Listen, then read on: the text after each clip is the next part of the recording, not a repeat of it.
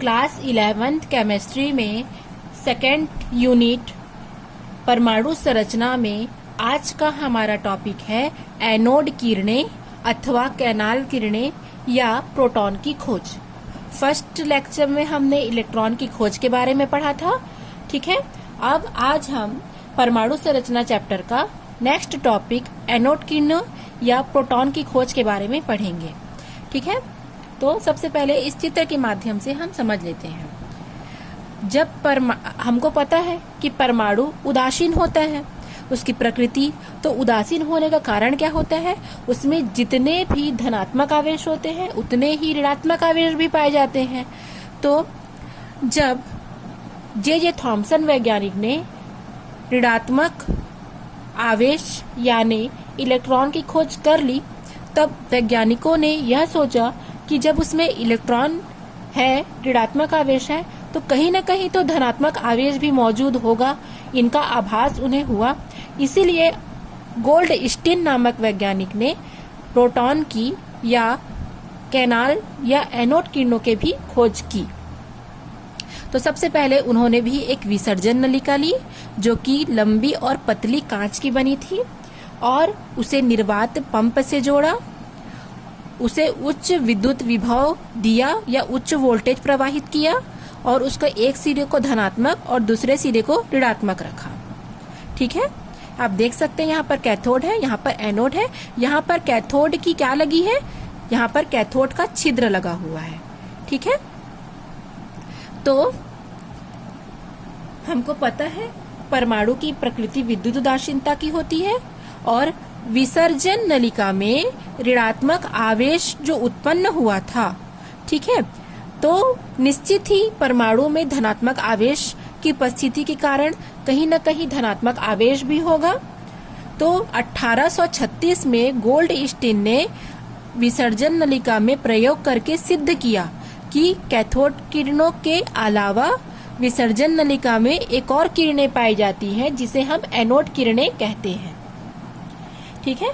तो क्या किया वैज्ञानिक ने, ये पतली जो कांच की नली थी इसमें उन्होंने निम्न दाब पर जब उन्होंने इलेक्ट्रॉनिक डिस्चार्ज किया, इलेक्ट्रिक अर्थात यहाँ पर हाई वोल्टेज का उन्होंने क्या किया, विद्युत धारा जब उत्पन्न की तो उन्होंने देखा कि एक जो इलेक्ट्रॉन है वो एनोड से कैथोड की ओर आ रही है और दूसरी कैथोड से एनोड की ओर जा रही है।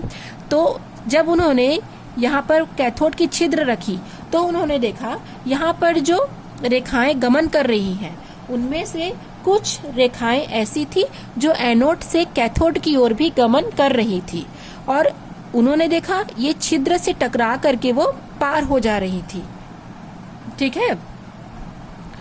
तो उन्होंने देखा कि कैथोड के विपरीत दिशा में एक और किरणें थी और वो धनावेशित यहाँ से एनोड से निकल रही थी, तो धनावेशित कणों से मिलकर बनी प्रतीत हो रही थी। तो उन्होंने गोल्डस्टीन ने उन्हें धनात्मक किरणें या एनोड किरण का नाम दिया, ठीक है। एक बार और कर लेते हैं। एक कांच की पतली नली ली, उसे निर्वात पंप से जोड़ा, दोनों सिरों पर धातु के इलेक्ट्रोड रखे, एक तरफ कैथोड का छिद्र युक्त रखा और उसे उन्होंने उच्च विद्युत विभव से जोड़ दिया।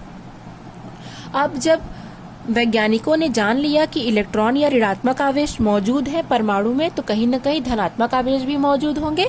तो उन्होंने क्या किया, इस विसर्जन नलिका में निम्न दाब पर जब इलेक्ट्रिक डिस्चार्ज किया तो उन्होंने यह देखा कि एनोड से कैथोड के छिद्र को पार करते हुए एक पतली और अदृश्य रेखाएं गुजर रही हैं और इन रेखाओं को उन्होंने एनोड किरणें का नाम दिया, ठीक है।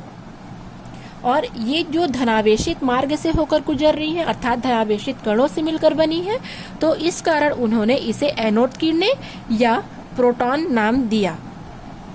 तो इसका परिभाषा देख लेते हैं आप। परमाणु की विद्युतीय प्रकृति उदासीन होती है।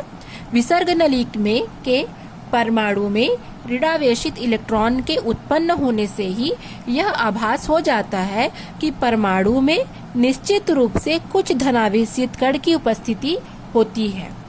इस बात को सर्वप्रथम 1836 में गोल्डस्टीन ने विसर्ग नली के प्रयोग में छिद्रित कैथोड का उपयोग करके साबित किया। निम्न दाब पर जब इलेक्ट्रिक डिस्चार्ज उत्पन्न किया गया तो नए प्रकार की प्रकाशित किरणें उन्हें मिली, जो कि कैथोड से एनोड की ओर, कैथोड छिद्रों में से होकर के कैथोड के विपरीत दिशा की ओर गतिशील थी। इन किरणों को, जो कि धनावेशित कणों से मिलकर बनी होती है, उन्होंने धनात्मक किरणें या एनोड किरणें या कैनाल किरणें कहा।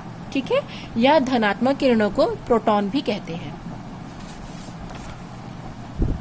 अब हम इसके गुण देखेंगे। एनोड किरणों के क्या क्या गुण पाए जाते हैं उसके बारे में हम चर्चा करेंगे। ठीक है, तो सबसे पहला पॉइंट तो यही आ जाएगा, कैथोड किरणों के भांति एनोड किरणें भी सीधी रेखा में गमन करती है। पहला पॉइंट एक बार और, कैथोड किरणों की भांति एनोड किरणें सीधी रेखा में गमन करती है, और यदि उनके रास्ते पर या उनके मार्ग पर कोई वस्तु रख दें तो वो उससे टकरा करके प्रतिछाया या परछाई उत्पन्न करती है। दूसरा टॉपिक, अगर इसके मार्ग में अगर हम हल्के पंखेनुमा चक्र को रख दें तो वो घूमने लगता है, क्योंकि जब एनोड किरणें से कैथोड किरणों की ओर एक पंखेनुमा चक्र की अगर हम यहाँ पर रख देंगे तो क्या करेगा, यहाँ से जो किरणें जा रही हैं, किरणों के गमन से वहां पर जो चक्र मौजूद है वो घूमने लगेगा। इससे यह प्रमाणित होता है कि ये किरणें कड़ी प्रकृति की होती है, अर्थात द्रव्य कणों से मिलकर के ये बनी होती है। ठीक है। तीसरा, यदि हम एनोड किरणों को, ठीक है, चुंबकीय क्षेत्र से गुजारते हैं तो वो क्या होती है, विक्षेपित हो जाती है। अपने मतलब यहाँ से गुजरेंगी तो वो अपने मार्ग से विचलित हो जाएंगी, विक्षेपित हो जाएंगी। तो जब एनोड किरणों को चुंबकीय क्षेत्र से गुजारा जाता है तो ये विक्षेपित हो जाती हैं। इन किरणों में जो विक्षेप की प्रकृति होती है वो कैथोड किरणों से विपरीत होती है, जिससे हमको ये पता चलता है कि एनोड किरणें धनावेशित प्रकार की होती हैं। नेक्स्ट क्या हो जाएगा, अगर हम इन किरणों के मार्ग में गैसों को रख देते हैं तो वो गैसों को आयनों में बदल देती हैं। ठीक है, एनोड कैथोड किरणें की भांति गैसों का आयनीकरण कर देती हैं,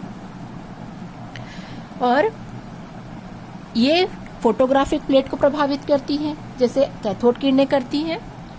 ठीक है, और इनमें भी भेदने की, धातुओं को अगर हम रख लें, जिंक, कैडमियम, तो धातुओं को भी ये भेदने की क्षमता रखती है, किंतु कैथोड किरणों से कम होती है इनकी भेदने की क्षमता। ठीक है, और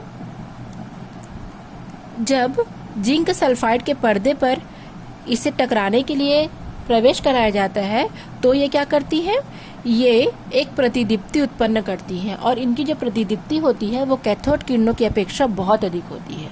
ठीक है, आप लोग को इतना समझ में आ गया होगा। दोनों सेम है, एनोड किरणें और कैथोड किरणें, थोड़े से बस अंतर है। तो एनोड किरणें सीधी रेखा में गमन करती है, एनोड किरणें चुंबकीय क्षेत्र के द्वारा विक्षेपित हो जाती है। इन किरणों की आयनीकरण की क्षमता कैथोड किरणों की तुलना में बहुत अधिक होती है। ये एल्युमिनियम की पतली चादर को पार कर सकती हैं, लेकिन इसकी भेदने की जो क्षमता है वो कैथोड किरणों की तुलना में कम होती है।